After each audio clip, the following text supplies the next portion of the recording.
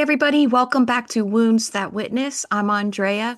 Today's testimony is going to leave you shaking. After a horrific car accident that left her almost dead, she encountered the presence of God.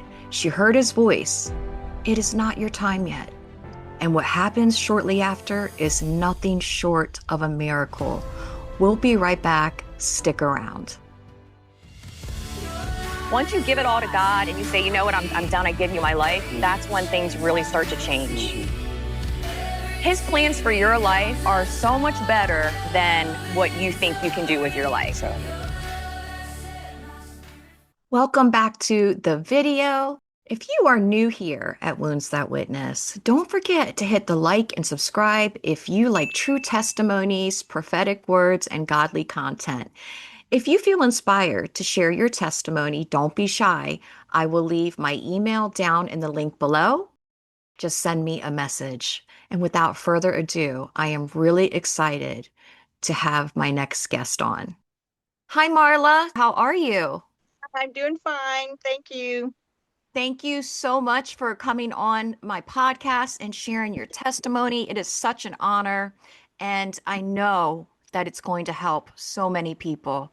So what I want to ask you is, what is one of, or maybe the hardest season you've ever been through in your life, and how did God show up in your life?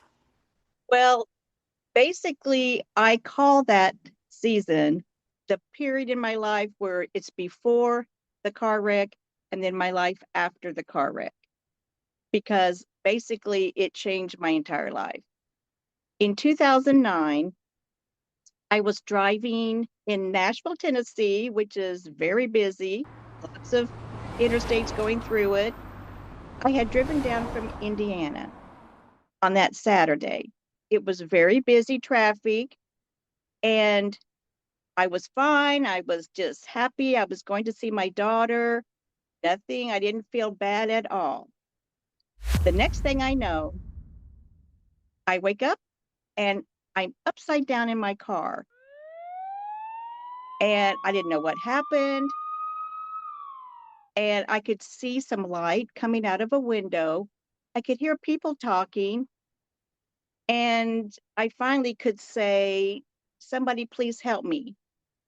And people were talking to each other. And then someone heard me and said, "We're praying for you. We're praying for you." And they told me that they had called for help and the rescue were coming. But I remember the voice that said, "We're praying for you." I remember that for months. I could hear it clear as a bell. The next thing I know, rescue came, tore off my door, cut off my seatbelt, and I went into the emergency truck and then went to Vanderbilt Hospital, which the guy in the emergency vehicle told me would be the best place. I ended up in the trauma center. While I was out of it, unconscious, there was a traveling nurse, yes, that had watched and witnessed my wreck, my car wreck, and she told me all about it later. And she had crawled under on the ground under my car and tried to get me out. She told me she did that many times, but she couldn't undo my seatbelt. So that was frustrating for her. I also found out that there was a youth group that had surrounded my car and were praying for me. So I didn't even know what had happened. I had no clue what my injuries were. All I knew was that I was in a car wreck. And somehow a little voice told me that I should be dead. But I wasn't, and I didn't know why. Why was I saved? Why wasn't I dead? But I just knew that I should be dead, and God kept me alive. When I went to the trauma center, that's when my daughter came, And that's when she told me, your face is as big as a basketball. I'm glad nobody in the ER or the nurses ever said that my face was as big as Oh. the airbag. It made my face swell, of course. And I had glass, blood, and road grime all on my face. I had no clue what had happened. But what did happen was my scalp had been, had been actually pulled back. My scalp was pulled back. I had all kinds of road stuff in my on my face, and I had a broken arm. That took lots of surgeries and procedures just in the next 24 hours. Yes. This is my book, From Shattered to Whole. In this book is my testimony. I went through a time of brokenness and refining, or the refiner's fire that you would call it, that God puts us through. And I can say that going through one of the hardest trials of my life, that God, He did bring me out better and stronger. And I don't regret any of it. If you are going through hard times and tribulations in your life and you feel like you're at rock bottom, pick up this book. It will help you a lot.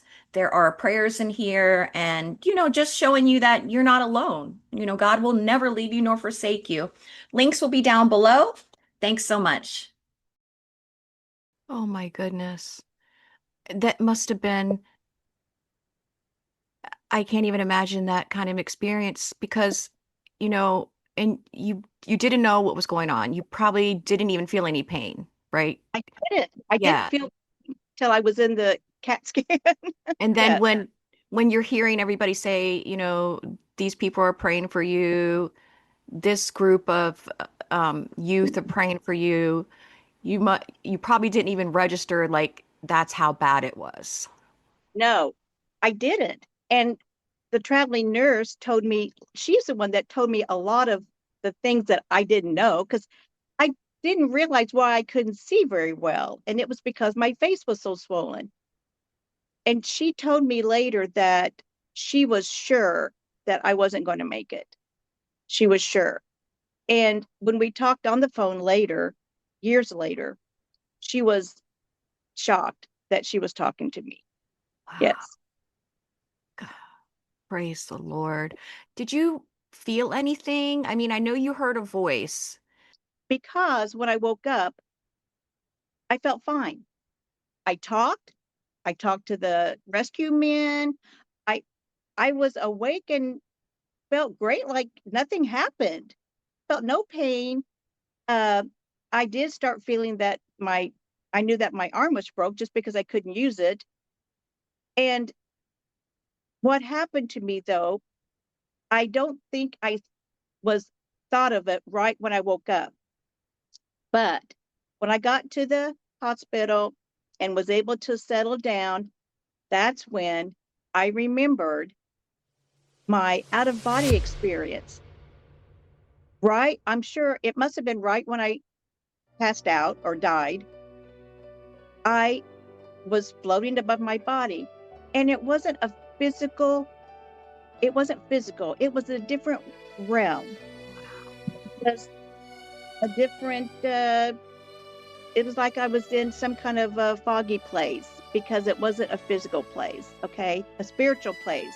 And It's a spiritual realm. I've heard it. I yeah, mean, y realm. I've heard And this. I was Wow. happy.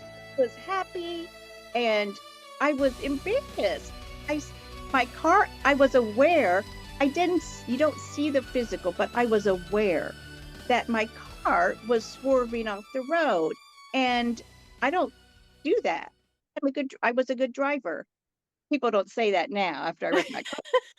But I was thinking, what am I doing? I'm all over the road. How embarrassing. And I also could hear, I heard brakes, car brakes, and this was just all happened in a matter of a few seconds. I really didn't know how long it lasted. And then I was aware, or I just knew, somehow I just knew that my car was going to be in a wreck. I was going to wreck my car and I was going to be injured. And I knew that I was either going to be dead or seriously hurt. And that was it until I woke up. And then when I woke up, I was totally awake. Wow. So you had this experience why you were like out of your body? You knew? I mean, you could remember like you were seeing the accident. Yeah. What I did was I thank God that um I didn't see all the violent things that happened to me.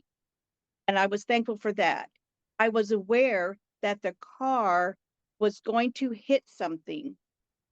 And then I felt like I was just I went up. I felt like I just went up Wow. situation, and then that's the last I knew. So I'm thankful that I didn't see or wasn't aware of all the violent things that happened to me because it was pretty bad. It's pretty That's his mercy. Yes, yes. But I knew it happened, but I that's before I had seen a lot of the videos and read a lot of the books about near death experiences. And so I thought, I don't know if I can tell people. They're going to think I'm just making it up or crazy. They're a neurosurgeon at Vanderbilt. I said something, I talked to him about how your brain works and how you think things. And of course, he says that that's just your brain uh, trying to protect you, that, you're not, that you don't remember things that happened. And, but I knew I wasn't going to argue with him because nobody can tell me that it didn't happen. I know what happened. Absolutely. I have heard it from so many people, and just as a believer, we know we live in a spiritual world. We're Yes, three-part beings, we are spirit, soul, and body. And so there is a spiritual world. And yes, so I believe it. yes. And I think all of these things that happened to me, all the different things, it everything was for a purpose. And when I talk to people about it, I've had ladies say that it inspired them. And I didn't know how my horrible wreck could inspire someone, but it was my recovery. My recovery from such a horrible, violent accident is what inspired people. I even had the residents. I had to go to Vanderbilt 2 or 3 times a week for a couple of months for wound care, and I had surgeries on my scalp. Actually, I had the really cool surgeries. Um, but the residents, they would tell me, Miss Dillman, we've never seen such a horrible uh, gash and all this trauma that happened to you, unless it uh, was death or it made someone become brain damaged. It's a So miracle. It's a miracle. it was a miracle. So I am a miracle. And when I say that, I feel God's presence on me. I Amen. bumps because for him to care about me of all the millions of people in the world, he cared about me at that moment. And having the traveling nurse there, and when the police officer came to my the trauma room to talk to me afterwards, the first thing I asked was, did I hit anyone? Because it was a very busy uh, interstate right there on the north side of Nashville, and a Saturday afternoon. And how could I have not hit someone? And he said, no, that I didn't, even though I skidded 90 feet on the top of my car. My car skidded 90 feet. How I didn't hit someone, I don't know. But the beautiful traveling nurse, she told me that when I started weaving and going from in my lane and going side to side, she said everybody was going at the normal speed, but when you were doing that, there was no one beside you. And how could that happen? How could that happen? Because it was such a busy time and nobody was in my path that I could hit at that time. Praise the Lord. So many things happened all in a matter of just a few minutes that went on at that very time. Yes. Now, were you a believer when this happened? Oh, yes. Yes. I served Jesus as a little girl. I gave my heart to Jesus as a child. And yes. Yes, I prayed. I knew that Jesus loved me from a small age. And I was going through depression times. Um, um, I had my last of my 3 children. He was in high school. He was about to graduate. I would drive down to Nashville to see my daughter. She had one of my grandsons, and she was Yuki pregnant. So I was going to go down and help her. And that's when it happened. So I had that on my mind. Plus, my life had a lot of struggles. So I had those burdens, but I was happy. I was in good spirits. I wasn't feeling bad. I was going to see my daughter, my grandson. So people asked me, were you feeling bad? Maybe it was your blood sugar, what this, that. I felt great. I felt great, but I know that my heart stopped. I know that I was dead for just those few moments. And then for some reason, God revived me and I was alive. I had to deal with that. Why was I alive? Because, You uh, have purpose, that's why. going through all those surgeries and pain and months of treatment and just waiting for the next surgery, waiting for the next pain medicine, waiting for the next doctor visit. It was trying. It was a trying time. I can't even imagine. I can't imagine just going through all of that, the surgeries and having to constantly go to physical therapy and all that. Now, did you go through depression? I'm sure you did during that time. But thank goodness we have medicine. Yeah, We have medicine that helped me. But it did. I usually got up. I had a home daycare in Indiana. So I was very busy and active. I got up every morning, worked all day. I did that for 14 years. I loved it. And all of a sudden, I have nothing to do. I have no purpose. I felt I had no purpose, although I was there with my daughter and her child. So I tried to keep busy. After a few weeks, when some of my pain had calmed down a little bit, and I tried to keep busy. But that was kind of the depression part, was that I had nothing to do but just wait, wait, wait. And that was what was the struggle was. Yeah. that it's just it's an amazing testimony to just hear, how God brought you through all that. I mean, especially with the injury, to your brain. Yes. And well, of course, a lot of people, my kids and Dan, my favorite guy, Dan, they tell me, oh yeah, well, she probably does have a little bit of brain damage. They always want to say that. They're just teasing you. Yes, They're but just teasing you. yes, but they like to use that. If I when I make mistakes or do silly things, you're like, well, you were in that car wreck.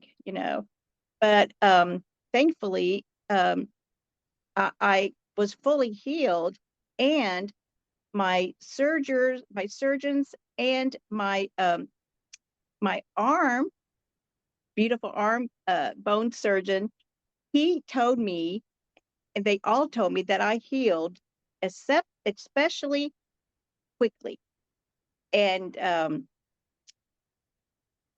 a lot sooner. In fact, months sooner than they had thought I would. That is amazing. Yes. And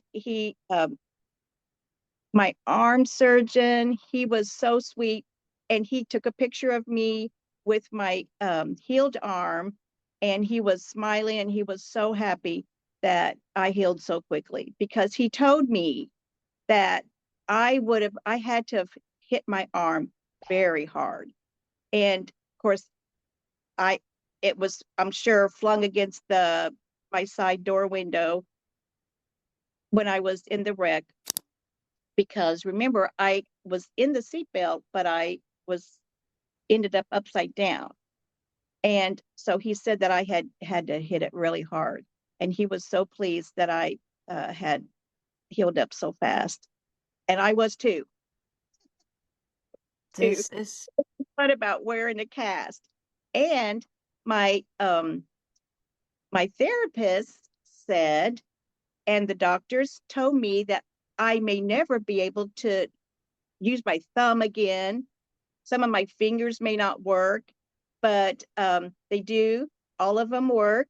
All of them work. And what God I said did, different. yes, God saw different. And what I did was, I was just determined to work those fingers, even if they were in a cast. I was determined. Yes, It's just incredible. we don't have And to limit ourselves to what people say. Uh, I learned that, especially we women. I think we know that we are tougher than people think, and we get determined. Absolutely, and God made us that way. I also believe that there is nothing impossible for God, like nothing at all. And I think sometimes we put limits on God, but we need to remember that God can do anything. Absolutely, Nothing is too big for him. we do forget And that He and can do it. he wants to heal us. And we, like me, a lot of us think we're not worthy, and that, what have we done to make God want to heal us? But He loved us before we were even born. That's what we need to remember, that He loved us before. And that is mind blowing to think that, and to know, and to feel it. But God has to show us a lot, just to remind us. I think He has to prove it. Yes. So we can rely on Him. And, you know, I don't know how people go through the things that I went through, or that many women and many people go through, that they don't have the hope. How do they go through it without the hope that God is with them, and no matter what we go through, God's there? I don't know how people do that. It makes a big difference. Is there anything that you would say to someone that might be going through a situation where it looks, dark, and there's no it can't get any better, Yeah. hopeless is what I would say. Yes. And when I was in so much pain, because after I got to the hospital, yes, that's when the pain started. Yes, I started feeling the pain then. And then when it's healing, there's even pain when your body's healing. You still have pain, and that can get you down. But just let God speak to you. Don't stop praying. Don't stop thanking God that you're alive. I thanked Him that I was alive. I wasn't really happy about my situation, but I didn't give up. I still thanked God for my blessings because I could have been, I could have had the broken legs. Everything could have been worse. Absolutely. Um, it could have been worse, but thank God that you are who you are and you're where you are, and know that He has never forgotten you and He has never abandoned you. That's the hope that we have a hope and a future. And Jesus died for us. So Amen. that's something that we can just always, always thank Him for, and remember that somebody loved us enough to die for us. Absolutely. This is, Marla, I am so grateful for your testimony. It's really very incredible. It's a miracle. Yes. It truly is, and I know it will help someone. Someone could be going through something similar and they might lose the determination to keep fighting to heal, but you have to keep believing. I mean, God has a purpose. As long as you are breathing, you have purpose. He has a purpose for you.